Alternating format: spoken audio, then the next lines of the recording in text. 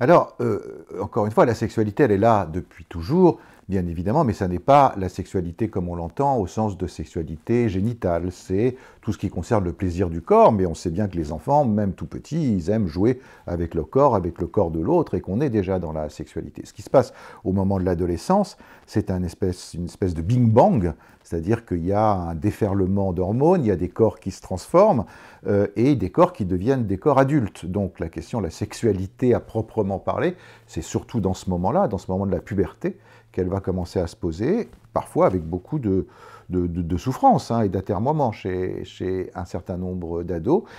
C'est l'âge aussi où voilà, on va se déterminer, j'ai envie de dire, sur le plan du genre, au sens où les ados vont adopter un comportement en général très normé pour participer au groupe.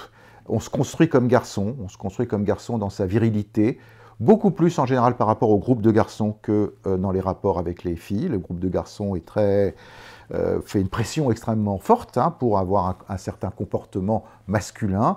Le groupe des filles va aussi entraîner les filles vers quelque chose de l'ordre de la séduction, du fait de plaire, du fait de se trouver féminine dans le regard des garçons. Donc il y a quelque chose de la norme qui se met très fortement en place, mais il y a 10, 15, 20% des ados qui ne se sentent pas dans cette norme, ni de genre, ni de sexualité.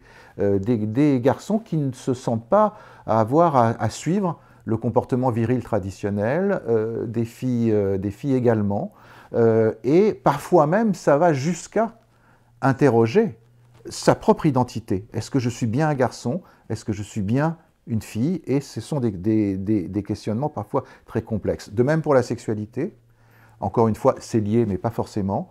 Vers qui je me sens attiré?